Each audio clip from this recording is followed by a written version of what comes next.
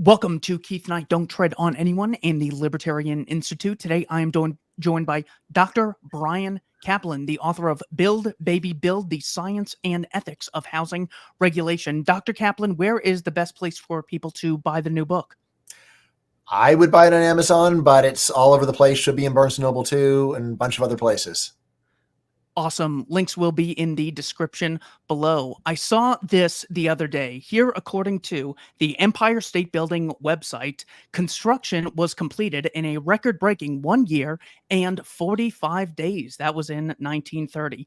Another website discussing the Golden Gate Bridge in San Francisco says, just putting up the suicide nets on the bridge, construction began in 2018 and was completed in early 2024. Can you explain to us your theory as to why it's so difficult to build things nowadays and be productive?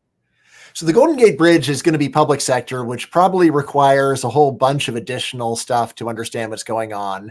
But yeah, for the private sector, it's really hard to get government permission to do stuff. And some of this is inspections and safety regulation. Most of it actually is just at the level of breaking ground, going from idea to digging your shovel into the ground for one shovelful of dirt has gotten way harder than it used to be. As far as the citations in your book, and then we'll start with chapter 1, you cite Tyler Cowen in your notes section, who says, a price is a signal wrapped in an incentive. What does that mean, and what are your thoughts on that? Yeah, so I feel like that's actually Alex Tabarrok, although maybe it's in their textbook, so they both say it. But here's the idea. You take a look at a price, you see that it costs $1,000 to go and get a particular flight from, say, I don't know, Lanzarote in the Canary Islands to Barcelona on a certain day at a certain time. Right. The first thing is, well, gee, why is it so expensive? Probably that's showing that there's just very few seats that are available in that particular route at that particular time. But the idea that it's a signal wrapped in incentive says it's not just telling you, oh, by the way, there's not a lot of seats here. Because if that was all that it was saying, then someone might say, well, there may not be a lot, but I want it for me. The incentive combines the scarcity with, well, if you want it to be you, then you're going to pay $1,000. That's what you have to cough up. Do you really care that much? If so, great, pay the money. If not, then you're going to back away and leave that seat sitting around for someone who wants it more than you do. And as far as the law of supply and demand, could you briefly explain that? I think I know what it is, but I just want to make sure. All right. Well, the law of supply says that when the price of a good goes up, sellers are more interested in selling it. Law of demand says that when the price of a good goes up, buyers are less interested in buying it. When you combine those two things, you get the law of supply and demand, which says that at excessively high prices, then people want to produce more than people want to buy. At excessively low prices, people want to buy more than is getting produced. And somewhere in between, there is the Goldilocks price, where the quantity that people want and the quantity that people want to buy and the quantity that people want to sell is exactly equal. So when it comes to housing, I know a lot of people who want to purchase houses or even remodel their business, and yet it doesn't seem like the market is providing in the way we would like it to. You'd think there's a profit incentive, and because we don't see a lot of building or a big decrease in the cost of housing, it's most likely the result of greedy construction companies who are not interested in providing a product for the masses. Is there anything wrong with that mindset? I mean, just back up to begin with. So you take a look and you see that prices of housing really high, and then one reaction is, all right, well, maybe that's just the intersection of supply and demand. It's really desirable. It's really hard to build it. So end of story, nothing too surprising there. And that's actually where I say you should start. But then there's the question, well, have we been too quick with our story here? It may well be that we're at the intersection of supply and demand, but the supply in particular may have been artificially constricted or restrained. So imagine that you're taking a look and you see, wow, it's really expensive to go to the circus. And you find out that the government has arrested 90% of the people that work at the circus. Like, all right, well, on the one hand, supply and demand says the price is going to be really high. On the other hand, the government didn't have to arrest all the circus workers. And if you release them, then circuits prices would once again go way down. That's a fanciful example, but it's highly relevant in the case of housing. And here's what we can say. We've got data on housing prices going back a really long time. And in earlier periods, housing markets seem to work the way that markets in general normally work. Namely, in the short run, when there's an increase in demand, housing prices go up. But in the long run, the very fact that housing prices are high means that prices are above average cost. And prices being above average cost is a signal wrapped in incentive, as we were saying before, to enter that market and start building a lot more housing. Think of it like this. Anytime that the price that you can sell a product for exceeds the average cost of production, that is a license to print money if you can just go and produce that good with the normal level of competence and sell it to the typical consumer. In the past, housing markets worked as I described, where there'd be an increase in demand, prices would go up, but then there'd be a pile of entry, pile of new construction, bring prices back down to cost. Starting in the 70s and 80s, that seemed to stop working in housing markets. And instead, the general tendency, with some interruptions, is for housing prices just keep going up, up, up, up, up. And let me remind you, this is adjusting for inflation. It's the easiest thing in the world to say, well, there's been inflation, so what's the big surprise? Like, the surprise is that housing prices have gone up a lot more than inflation. That's the surprise. That's what should puzzle you. Right now is what's going on? Well, anytime you see that prices are permanently above average cost, like, that's kind of weird. Why isn't entry happening? And then a natural thing to look for is, well, is there some way in which entry is difficult or just not allowed? And that is where we really can go and point fingers at government and say, not only is entry difficult, not allowed, but the number of different ways that government strangles housing supply, it boggles the imagination. The ones that I talk about most in the book, because I think they are the most significant, it's really hard to build tall buildings. Extraordinarily hard, talking at the level of maybe decades to go and get permission. Even if you can get permission, maybe it's just one building a year, which is what was going on in San Francisco for quite a while. Before that, it was zero, and now it may be going back to zero. A little unclear there. Fairly hard to build multifamily housing where you put a lot of homes into a smaller area. Furthermore, even when you're talking about single family homes, which most residential land in the U.S. is reserved for single family homes. Even there's a lot of regulation because it's totally standard for government to go and say you have to give everybody a minimum amount of land. Nowadays, often it's an acre. It's like you can have one home per acre. Right? Well, when you do that, a developer who might have been happy to build 100 homes in an area now ends up only building 25 homes. As a result, very restricted supply of housing. Price of housing stays high relative to cost. And that means that consumers wind up losing out. But not just consumers. You can also say the regulation winds up being bad, often even for current owners, because they're prevented from selling out to a developer who could then go and give them a pile of money to go and allow other people to make better use of their land. You talk about the benefits of cheap housing.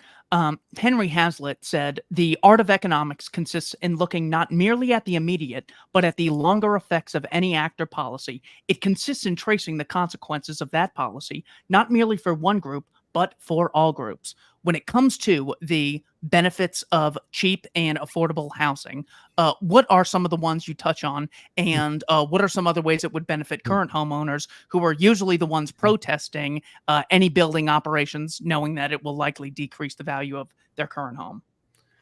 All right, so let's just start with the obvious benefits of housing deregulation. Very typical estimates would conservatively say that in the modern U.S., the average home price is now at double its cost of production, probably more, actually.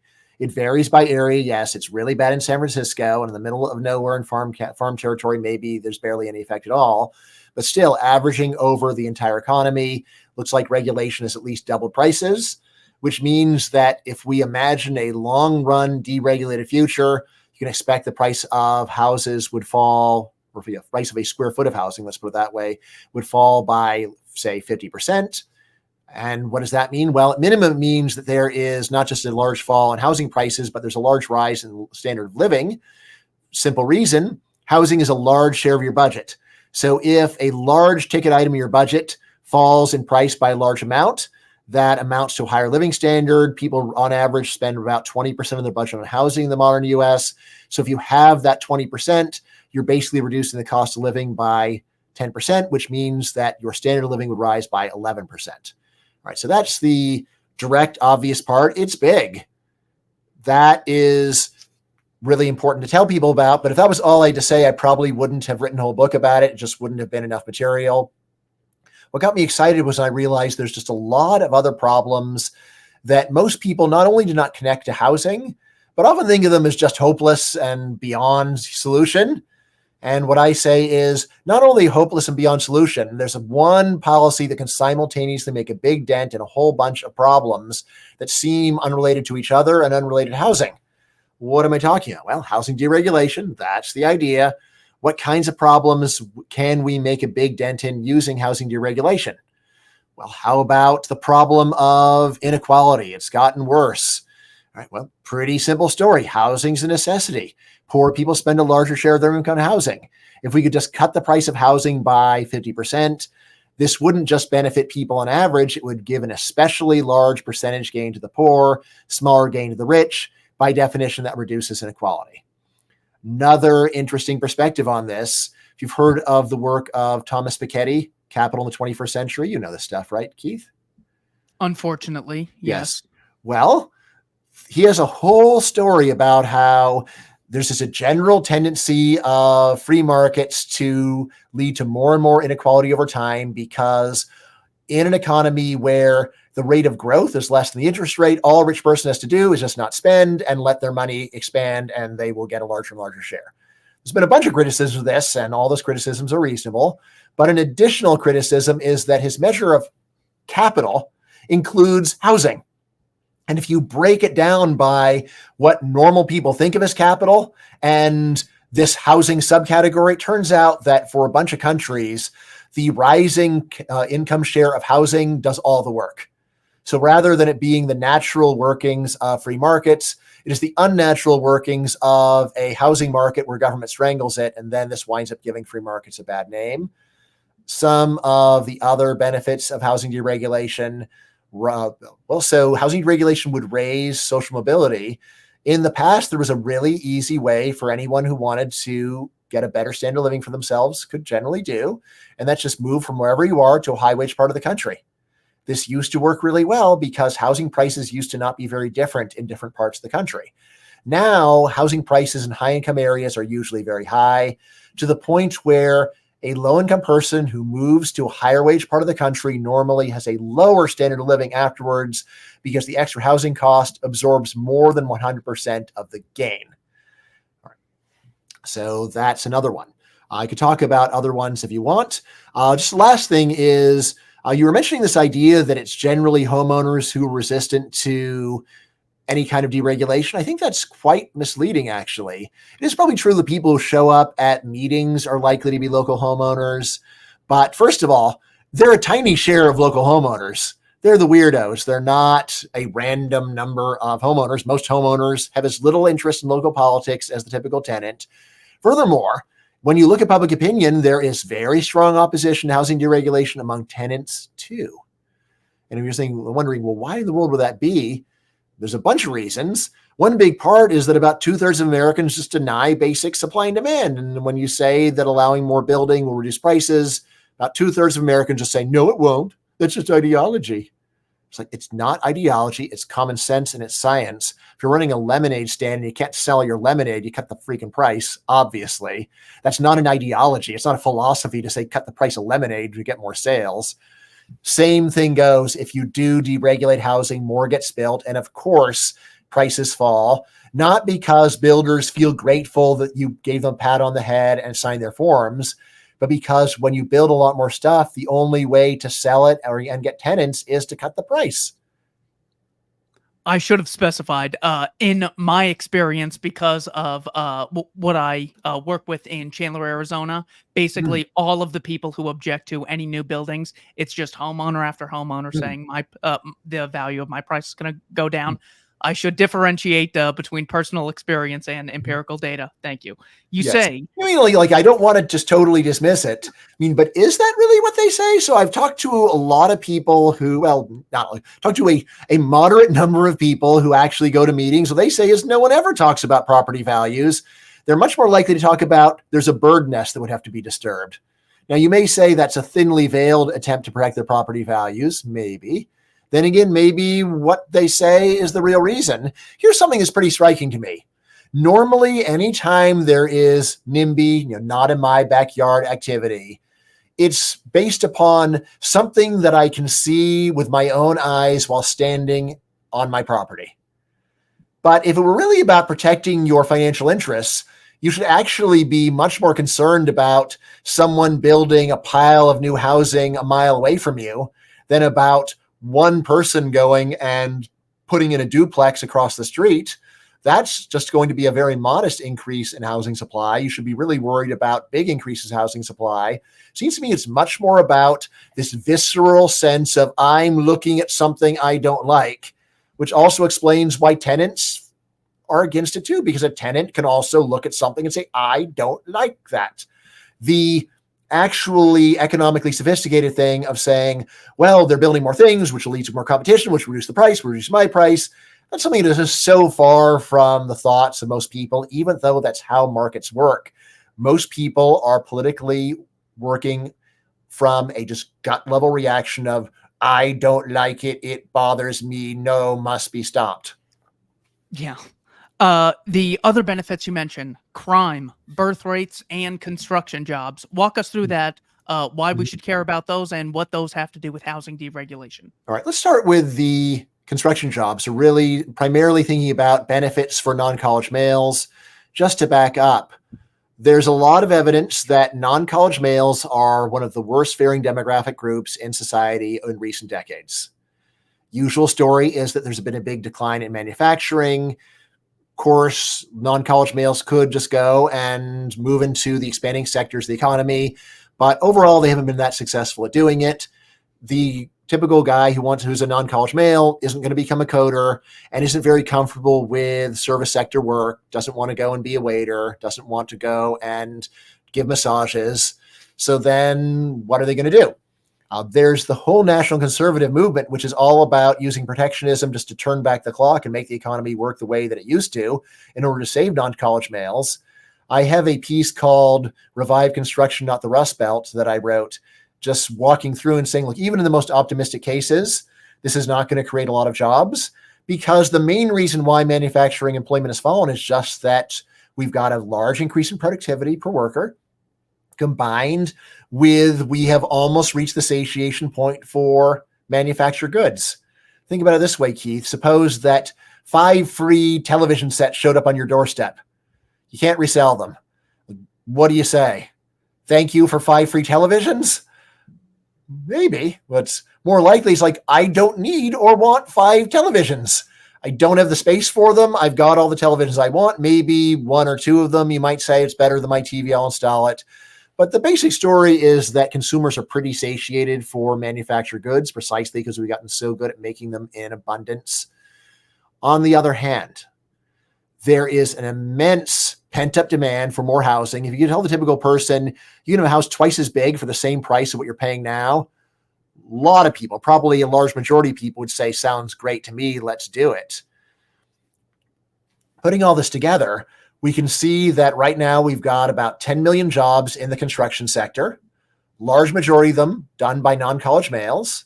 So even modest deregulation would plausibly create millions of new traditionally macho non-college male jobs. And really serious deregulation could easily double the size of the sector, which is a big boon to this group that a lot of people are concerned about, that seems to be doing badly, has a lot of additional effects for working class families, and so on.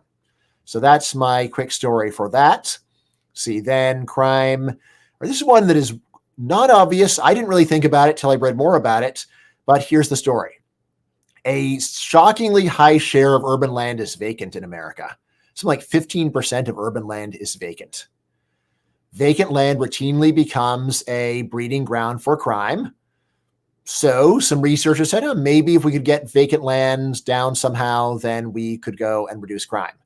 The city of Philadelphia, they actually let them do an experiment where they took pile of vacant lots and let them randomly assign half for just beautification. So let's clean up the trash, plant some grass, trees, benches, little picket fence, make it look nice. And they found a noticeable decline in crime and that in the surrounding neighborhoods as a result. This very paper specifies saying, look, we're not talking gentrification. We're not talking about building anything. Don't get really mad at us. We just want to plant some grass. But you read this thing, it's like, why is so much land vacant? Very likely the number one cause is you can't get permission from the government to do anything on the land. What if we did let people build stuff? Almost certainly that would reduce crime a lot more than grass. Right now, the last one, fertility, this one has been more controversial, but I'm still going to say that the argument's strong, and I think the evidence is there too. Simplest way of thinking about it is this. When housing prices are high, people keep living with their parents. When people live with their parents, they're highly unlikely to get married, and they're even less likely to have kids. If we could get the price of housing down a lot, people would go and get their own place at a younger age, raising the rate of family formation, also making it happen sooner, which then likely will also lead to people having more kids. There's more to it than that, but I think that's a totally reasonable story. And especially if you just think about it in terms of the price of a square foot of living space. I know there's some people like, well, people in downtown skyscrapers very rarely have many kids. And I'll say, well, that probably has a lot to do with how getting an apartment in a downtown skyscraper is very expensive per square foot. What if you could get a 2,000 square foot apartment in a skyscraper for $1,000 a month? Seems very plausible. People would have kids in a place like that. So I say that is more than worth a try. It's totally likely that this would also get fertility up, without denying that this is not the sole reason why fertility is down. If you know the data in the 1950s, people lived in small homes and had a ton of kids. So it's not just housing, but housing is still one obvious lever to push on in order to make the problem of low fertility less bad. The book is Build, Baby, Build, The Science and Ethics of Housing Regulation. Link in the description below. You cite an economist in the book who says, next to carpet bombing, rent control is the best way to destroy a neighborhood or something like that. I'm sorry, I don't have that's the our quote in front of Lindbeck. me. What does that? What does rent control have to do with destabilizing an environment like that? Aren't you just helping the renters, making sure that they're not exploited? Right. Well, let's go back to that supply and demand thing.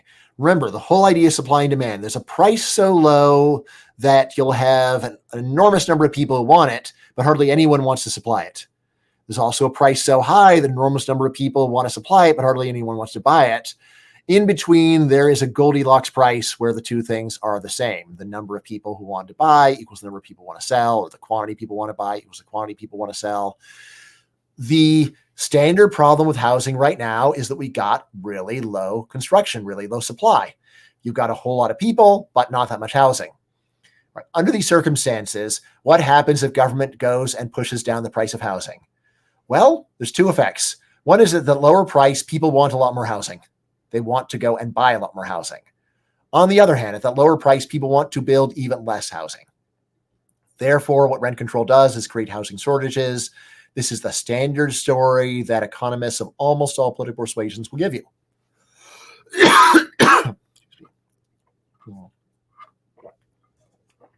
Now, this S.R. Lindbeck point is where you look a bit further in the future, per Hazlitt, and say, well, in the very short run, it's not like buildings collapse the instant you impose rent control. True, but two things happen when you impose rent control. First of all, there's going to be a lot less new construction. Second of all, there is a greatly reduced incentive to maintain existing real estate. All right, you can have a pile of regulation. Normally, rent control authorities do, where once they impose rent control, they also start telling you all the maintenance that you have to do. But owners are fighting you every step of the way, because why should I go and provide them with really good maintenance when I can easily fill all of my buildings at the legal price without doing so? Right? Which you may say that's those evil, horrible landlords. Like, are they? they invest in figuring they can make some money, and then the government takes it away, and then you're mad because they no longer feel very motivated. I think that's a totally reasonable and fair reaction.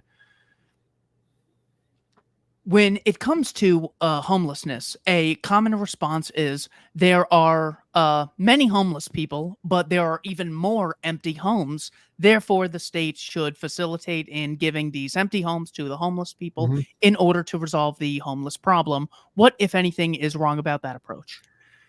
Yeah. This is one where you really have to step back and say, why is any building ever vacant? Ever? Why is it that the day that someone finishes an apartment unit, someone doesn't show up 2 seconds after it passes approval? And when you think about it, it's like, yeah, well, it takes time.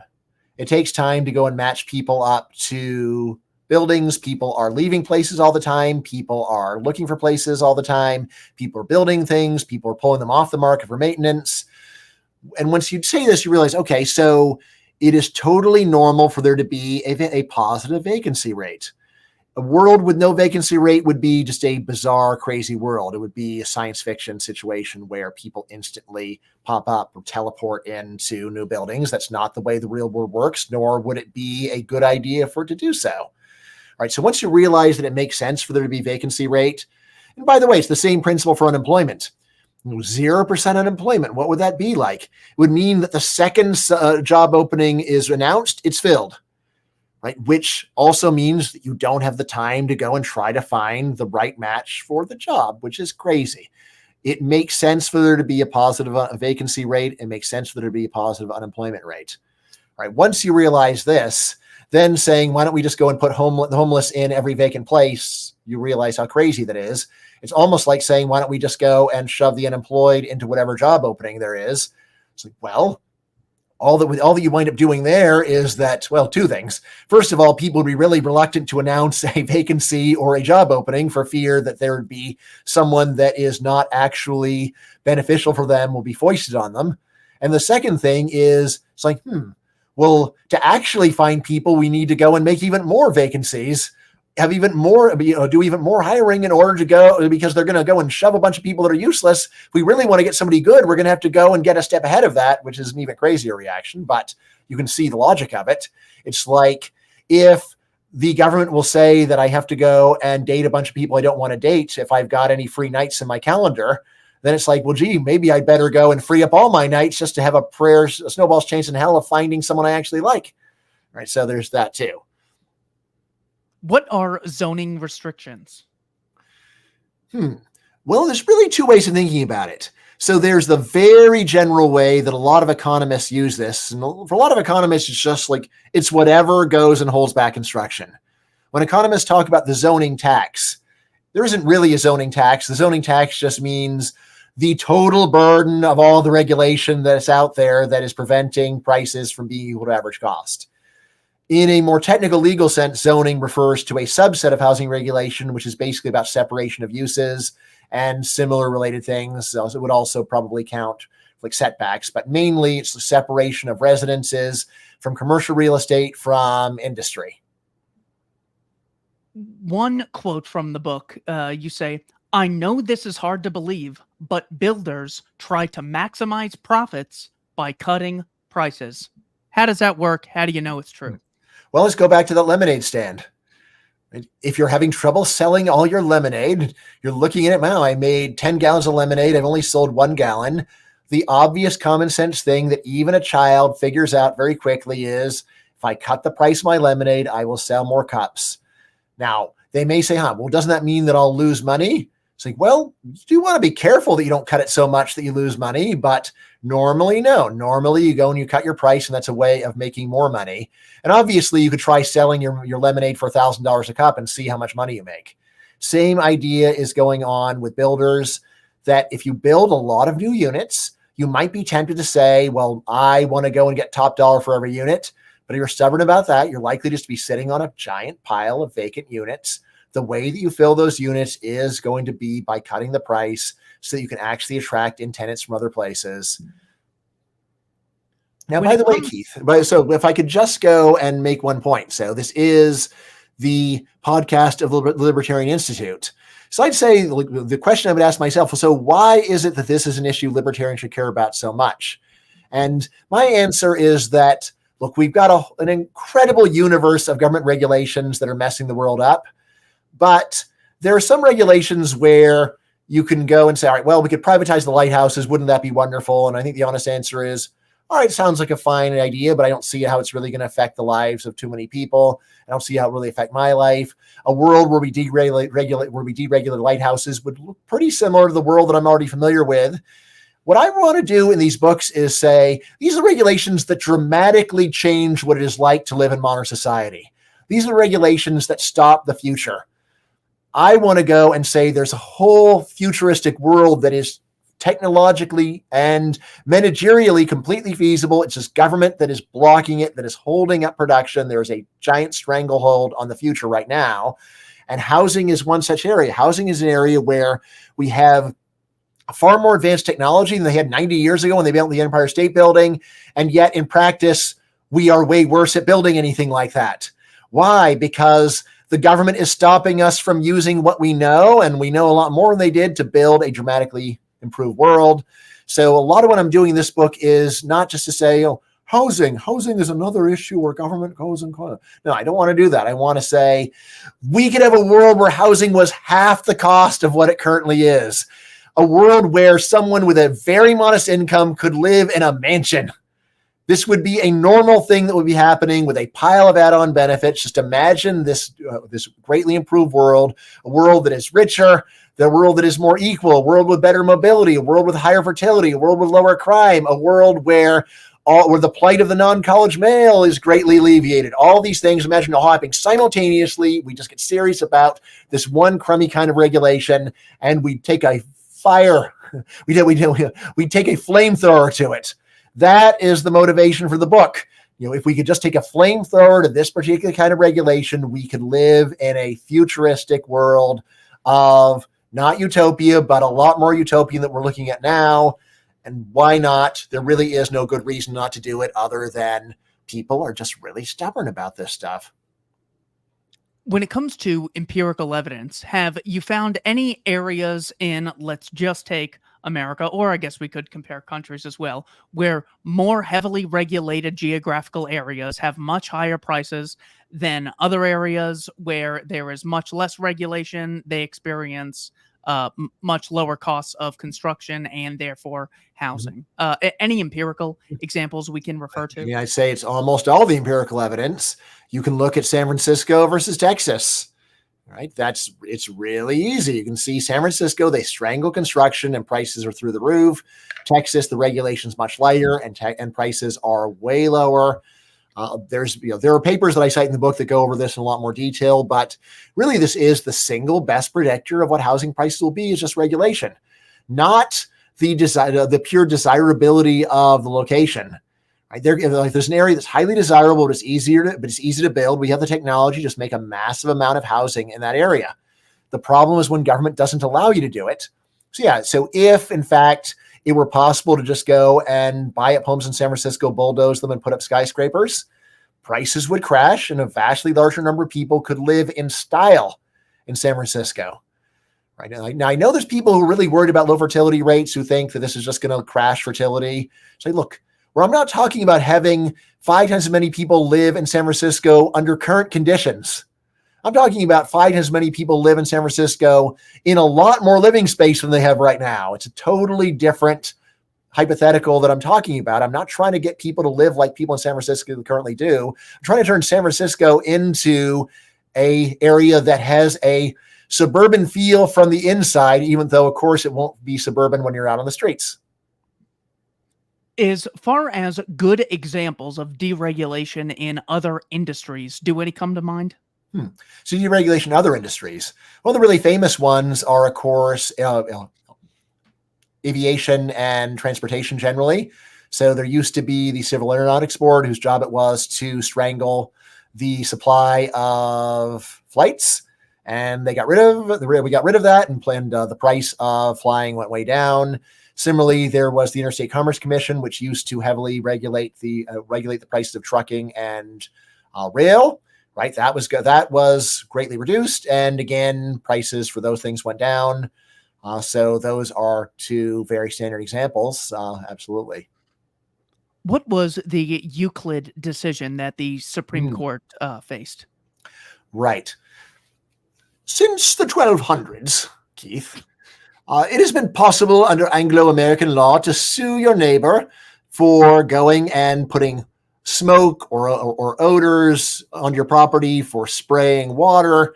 So physical harm to your property has for almost 1,000 years been a standard thing that you could take a lawsuit about, and where there would also generally be some local regulation about. But until like the early 1900s, the general idea was it's got to be a physical invasion. It's got to be a sound. It's got to be a smell. It's got to be smoke, something like water. Right? It's got to be something like that in order for the government to get involved, either in the courts or the regulation. Then in the early 20th century, some local governments started saying, just building an apartment is like that. From the point of view of single family owners, someone building an apartment is like going and putting a pig farm next to you that leads to choking odor. All right. Initially, people took this to courts, and courts said, well, it seems really different from what's been done before. Before, you had to actually have some kind of substantial physical harm. But anyway, got all this through the Supreme Court. The Supreme Court said, no, we agree with the local government. Yeah, an apartment is like putting a giant pile of smoke on somebody. This opened up the slippery slope for massive regulation of everything at the level of local real estate, and gradually gave us the world that we know and, I say, should hate today. What is status quo bias? It is a general psychological tendency of people to feel like the grass is browner on the other side, to think that the way things are right now is fine, and any change that you can have is going to likely be worse. Right? This is a very general, normal human psychological tendency, which, of course, sometimes the change is worse. Right? However, one big feature of the modern economy is that change generally is an improvement. If you live long enough to remember, say, the 1980s, I know you haven't, Keith, but I do, right? You can see there's some things that are worse, but overall, the level of improvement boggles the imagination. It's just amazing how much better things have gotten. And yet, when you do talk about change, people normally do let their mind run to very dark places. The end is nigh. When it comes to things like housing, healthcare, and college, it seems like those are the big three scary things that keep growing in cost. Mhm, Whereas we do see declines in mhm, prices of things like computers, televisions, printers, microphones, mhm, furniture, clothing. Do you have any theory as to why mhm, some things increase in mhm. price and others decrease in price, adjusted for inflation? Right. So all of those things fit a very simple model, which is government strangles supply and subsidizes demand. That's true for housing. So with the housing, we've got a lot of regulations making it hard to build stuff, and yet government subsidizes mortgages and there's also affordable incomes, affordable income stuff. So strangling supply, subsidizing demand. The same is true, of course, for medicine, where it's really hard to enter in medicine, really hard to innovate, but government picks up most of the bill. Same thing with education. It is hard to go and get permission, especially to get an accredited new institute of education, but government picks up most of the tab. A lot of people will be very quick to say, well, there's some kind of cost disease here. Uh, my main story there is, look, all right, that's part of the story, but a big part of the story is just that you've got heavy government funding, and with heavy government funding, then particularly for health and education, that just greatly messes up the market. I think what's going on here, honestly, is that the strangulation of supply is much worse for housing, moderate for health, and then for education, it's not that bad, actually. On the other hand, in terms of the subsidies, government subsidies are heaviest for education, then next biggest for health, and then finally for housing, the subsidies are modest. So housing in the industry where supply is really strangled, demand is only moderately bumped up. But yeah, they're all in the same general vicinity of strangle supply, pump up demand, call yourself a hero. When it comes to, let me see, what else do we have? The most burdensome regulations that you came across. You touched on them earlier with Mhm, reference to the height that mhm, buildings can be, but I really want you to walk through some specifics if there's any that come to mhm, mind, because I think when you talk to the average mhm, person, they go housing regulation, and so you make sure these big buildings don't just collapse in on each other. mhm. So we Yeah. either have that or we Mhm, have no regulation at mhm, all. What are mhm, some that are so blatantly so burdensome mhm. and so costly that it just boggles the mind? Right. So for skyscrapers, almost none of the actual regulation is for safety to prevent them against collapse. There's already building inspections in the 1920s and 30s, surely in New York City. That didn't stop the Empire State Building from being constructed in record time. No, the real issue is not safety. It's having to go through a massive pile of, oh, but I don't like this. I don't like that. I don't like the other thing, many different levels. That's the thing that's making it take years. It was just a matter of safety. You submit your plans. They say this is standard stuff. You get approved. You build it. They inspect it. It's fine, and you're done. Right. So I was talking to one architect. He said, well, basically the kind of stuff you're talking about, Bryan, is the stuff that doubles the cost, and this other stuff is probably raising it another 20%.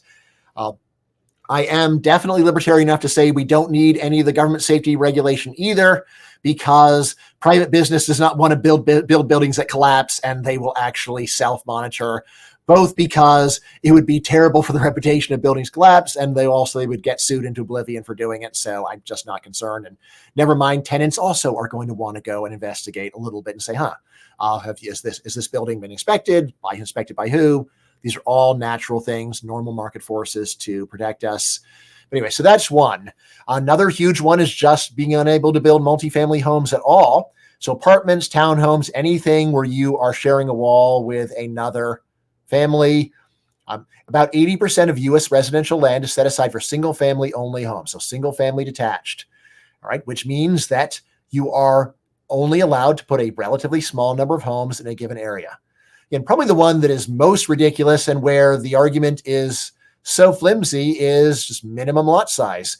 You can't put more than one house on an acre, is a common local regulation. Why not? Will that cause buildings to collapse if you put 4 homes on an acre? It's ridiculous. It's just a matter of local government says, well, we just don't think that this is the right kind of neighborhood to have. Right.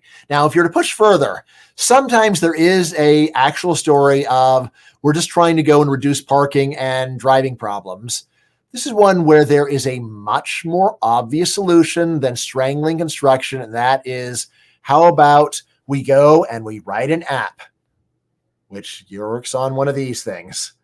All right. And the app goes and charges you a higher price for going and driving and parking during peak times. Unfair to the poor.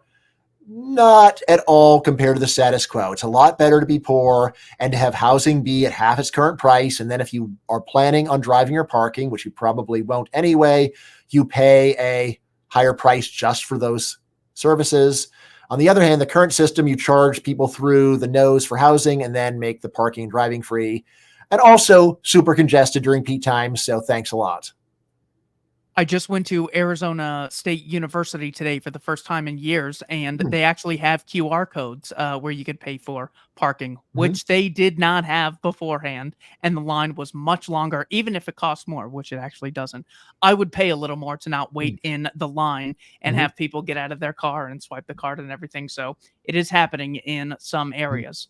So this is a case where it's working, right? So this is a case where Oh, yeah. they've raised the price and made it more convenient simultaneously, and then it's easier to get a spot. Is that correct? Oh, yeah. It Okay. it it was so Okay. much easier Yes. than I remember, but yeah, Mhm. well, an app is one way, but even the Mhm. QR codes that you Yes. just put your phone over, that Mhm. has made it so much easier. Right. Because it's worth pointing out that in the old days, there was something that was at least potentially problematic about toll collection, which is that back when you had to stop at a toll booth, then at least you got to say, maybe the toll booth is actually slowing up traffic. But now with modern technology, that's all a thing of the past. And yet we have barely moved to any greater use of tolls because of this absurd norm that it's just wrong for anyone to have to pay to park and drive. Like housing could be through the roof, but you charge me a nickel to park, and that's evil. Um You say in the book, regulation is popular because it's easy to get people angry with negatives endured than positives denied. How does this get to the heart of why so many people cheer on regulation so much? The best way to think about housing regulation is that almost all of it exists because normal human beings think the world would be worse without it. Often they can even go and correctly state some problems, saying, look, you built a skyscraper, it'll block my light. I don't like that. All right, all well and good. But before you say this is a good reason to ban or just to make people wait 10 years, you should say, well, wait a second. All right, all you're doing right now is coming up with problems. You're listing complaints. All right, that's fine. But how about we also come up with a list of good things that will happen if there's additional construction? Once you do that, it is really easy to go and name a lot of good things that come from additional construction. Like, when people live here, there are going to be more restaurants that will be able to be, that will stay in business, and so will have a better choice of restaurants. Larger population, there'll probably be more and better jobs. Larger population, it'll be easier for me to find kids within walking distance. In fact, when you start thinking about this more, it's like, all right, so there's positives, there's negatives. Well, obvious question, what's the net? What is the net effect?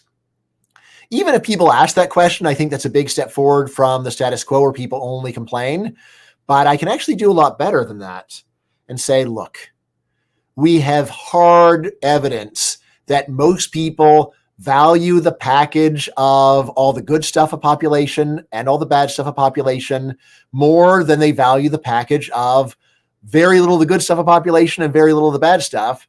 Here's the simple argument. Think about your typical complaining New Yorker. Oh, it's terrible here. There's the traffic, there's the parking, there's the noise, blah, blah, blah, blah, blah. All right, well, guess what? There is a small town in Kansas that you can move to where you won't have any of these problems anymore. And it's cheaper. And you telework. All right, give me any reason why you aren't going to move there now, because you haven't. All right, small chance the person is like, oh, I had no idea I can move to Kansas and solve all my problems. But more likely they will say, nah, I don't want to live there. That's terrible. Yeah, why is it terrible? Because though you do avoid the negatives of population, you also lose the positives of population. You lose your restaurants. You lose your cultural opportunities. You lose the opportunity to meet a lot of other people. Right? So, and you pay a large premium to get that package. So I'd say it is bizarre for government to go and try to reduce the number of people living in areas, reducing congestion, when on balance, it looks like people actually are willing to pay a premium for this.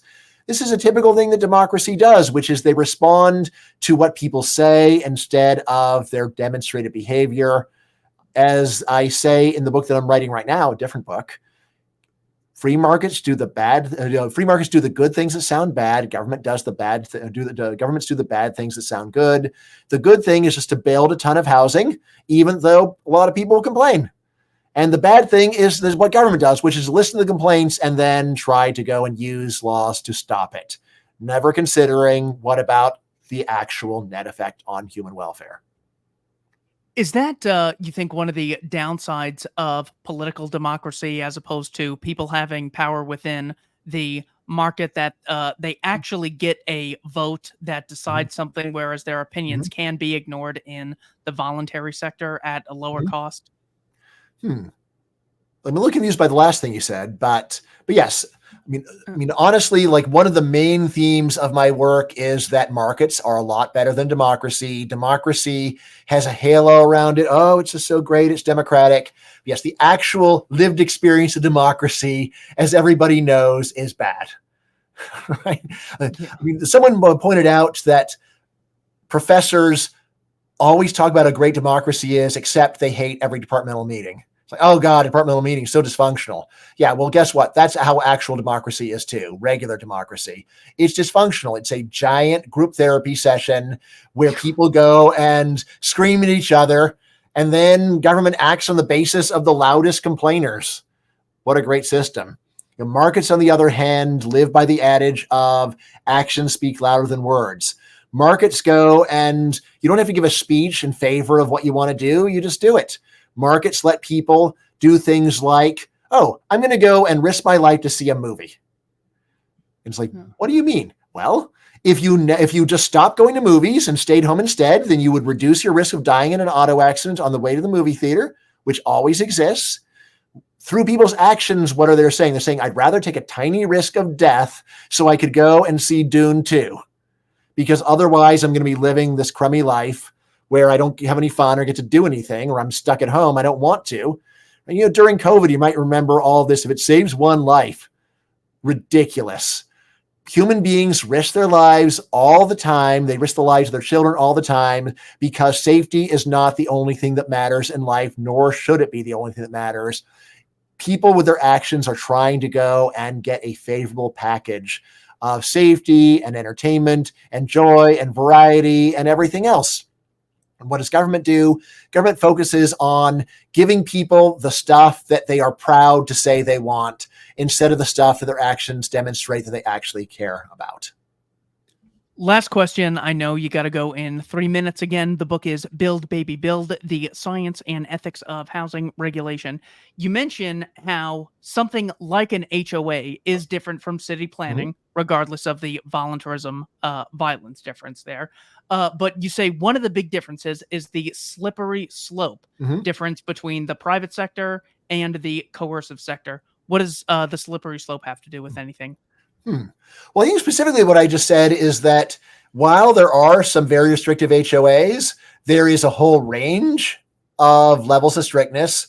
So I live in one where we pay, let's see, it's like so we pay, I think, $200 per year. And all they do is mow and maintain a few common areas. And that's it.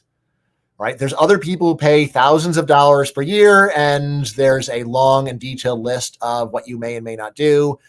The nice thing about this is that there's a range of options compared to the public sector, where it's generally going to be of equal strictness for a very large area.